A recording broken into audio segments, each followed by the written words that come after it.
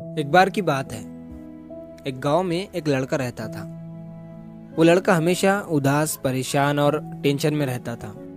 वो हमेशा फ्यूचर के बारे में सोचा करता। सुबह होते ही उसका टेंशन भी शुरू हो जाता। घर का टेंशन, फ्यूचर का टेंशन, घर की जिम्मेदारियां, पढ़ाई का टेंशन। मतलब कि उसकी जिंदगी में सुख था ही नहीं।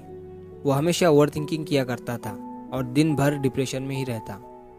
तो ये बात उसने एक बार अपने उस्ताद, अपने गुरु को बताई।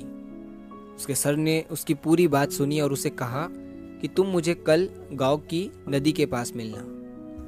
लड़के ने वैसा ही किया।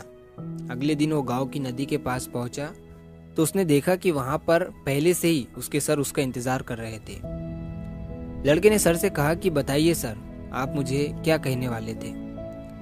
सर ने कहा कि ऐसे नहीं, पहले हम इस नदी को पार करके नदी के उस साइड में चले जाते हैं, फिर मैं तुम्हें बताऊंगा कि तुम्हें क्या करना है। तो पास ही में एक नाव थी। लड़के ने कहा कि ठीक है सर, चलिए इस नाव में बैठकर हम नदी को पार कर लेते हैं। सर ने कहा नहीं, ऐसे नहीं। जब इस नदी का पूरा पानी सूख जाएगा और जब इस नदी की जमीन दिखनी शुरू हो जाएंगी, तब हम इस नदी को पार करके उस साइड में जाएंगे। लड़के ने कहा सर, आप ये क्या कह रहे हो?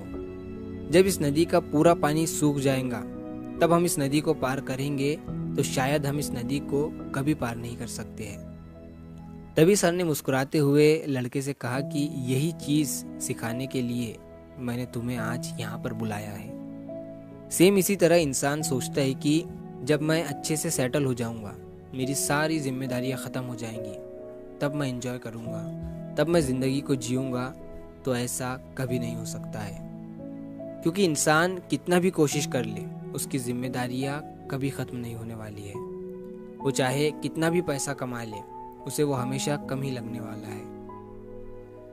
दोस्तों, कहते हैं कि स्ट्रगल एक जर्नी, एक सफर की तरह होता है, जिसे हम अभी तो कठिन समझते हैं, लेकिन बाद में उसी स्ट्रगल को सोचकर, उसे याद कर कर कहते हैं कि वही जिंदगी के सबसे अच्छे दिन थे।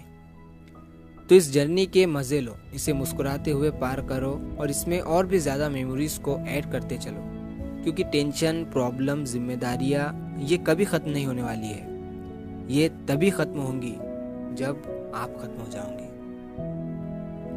तो अगर आप इस कहानी को और भी लोगों तक पहुंचाना चाहते हो तो इस वीडियो को लाइक करिए, ताकि YouTube इस वीडियो को और भी लोगों तक पहुंचाए। और अगर कहानी अच्छी लगी हो तो हमारे चैनल को सब्सक्राइब जरूर करिए।